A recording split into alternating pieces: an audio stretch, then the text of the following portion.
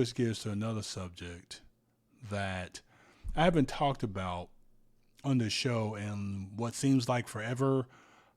Episode 80 was actually the last time I actually brought up this particular type of subject, and that is about finance. One of my favorite things to talk about. Very passionate about it because I believe that with the right levers being pulled, that no matter how much you make, you can still actually live a decent life. Again, not your Jeff Bezos or Elon Musk or your Oprahs or your LeBron, not like those people, but for what we are, which is average folk, to be able to live a pretty decent life. At the cornerstone, though, of every adult man or woman lives sits this pillar of finance. And I want to actually touch on a part of it that, from research, most Americans actually struggle with, which is actually saving for retirement.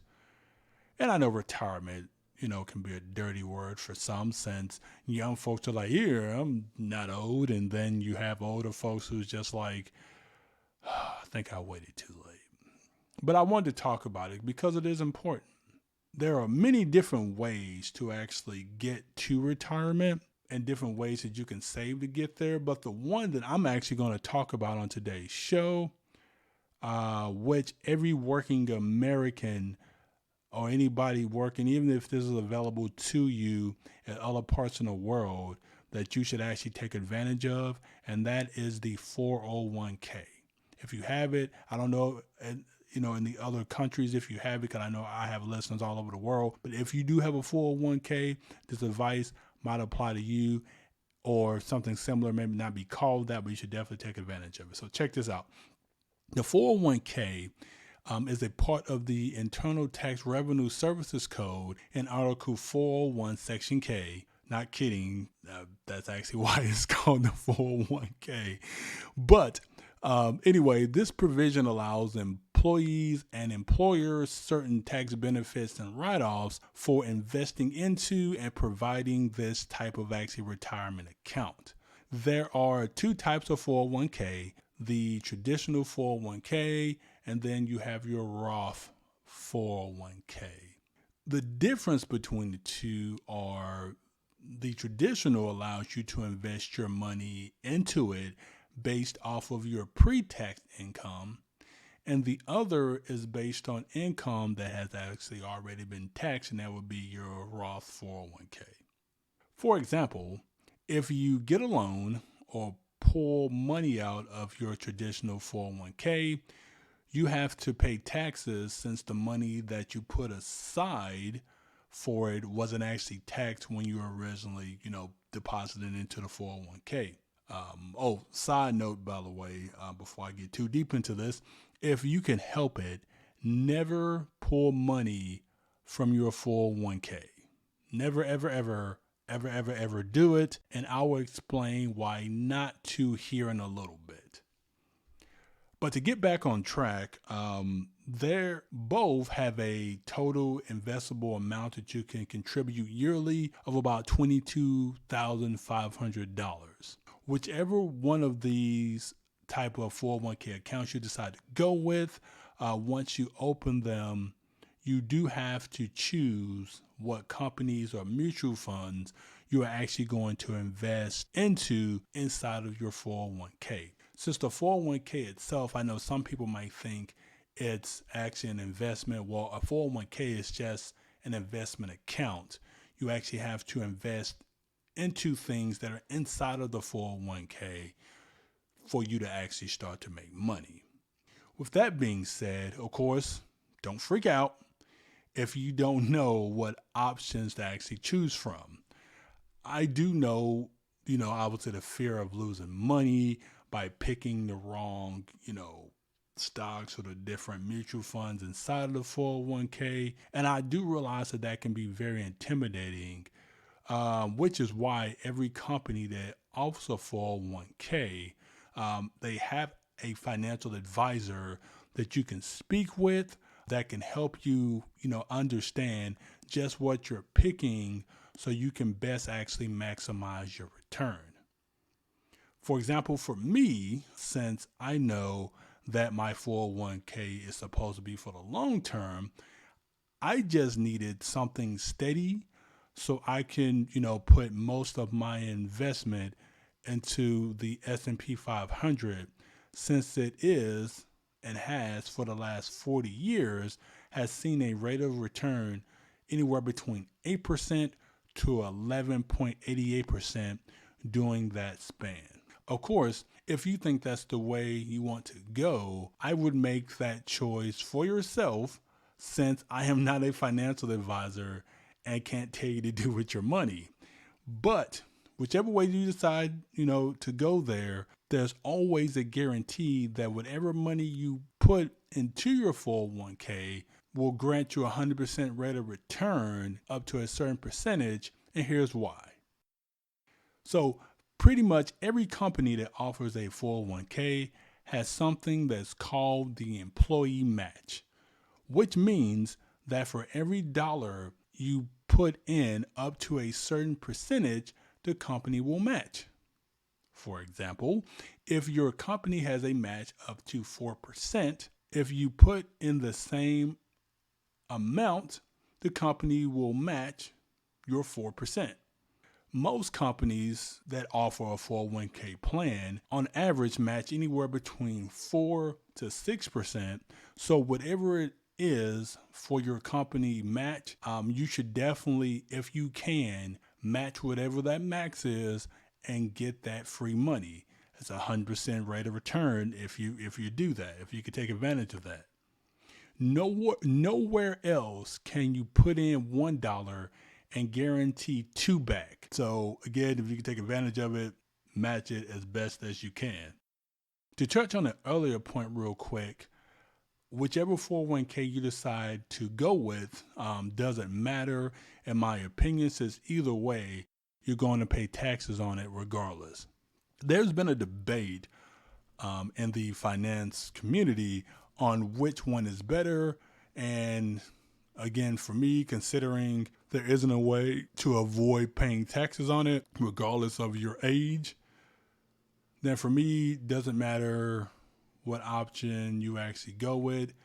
But again, feel free and go with everyone you actually want to go with. I went with the traditional, most people do. So if you want to go that route, all the power to you. So a general rule of thumb in investing and the financial world is to make sure that you actually enroll into a traditional 401k employee match within your company first to take advantage of that money. And then if you can start your own Roth 401k with a financial institution, outside of what your company provides, and you could put money there too, then that's the general rule of thumb about the way to go. You can maximize on that retirement, since thinking that social scammery, or Social Security, as it's actually called, is going to save us when we get to retirement age isn't something I would actually recommend to anybody. I remember back when my dad, Lord rest his soul, was only getting Social Security because my dad had not actually built up any type of retirement, and his Social Security check was only $1,400 a month that he was getting, and trying to live on that is crazy to think about. And that was 20 years ago. Right now, as of 2023, the average a person will get from Social Security is $1,693.88 a month. So yeah, that's not a good plan A. Social Security for me should just be the cherry on top. So it should be the extra money that you just get from the government to put on to your actual cake with icing that you've already baked and set up. So to misquote The Mandalorian, real quick for anybody who watched that show, that's not the way. Just how much does each American actually have saved by each age currently? Let's take a look at some data that I read that was pulled by a lot smarter people than me to see where we are. Now, the way I'm looking at this, I'm looking at the median and average for each bracket. I'm doing it this way since I believe this gives a more accurate representation for us and so that we can gauge on. For example, the age group of 18 to 24, the average 401k balance is $6,264. When you're looking at the median for this same age bracket, the median stands at $1,786. The average accounts for everyone, rich and poor, and the median is where most average folks are, which is why I wanted to point out both. If you fall into either spot, you're either in line with your peers or exceeding. So either way, as long as you're in the game, you're playing it. So look at it from that perspective. With that explanation out the way, though, let's look at the other age groups.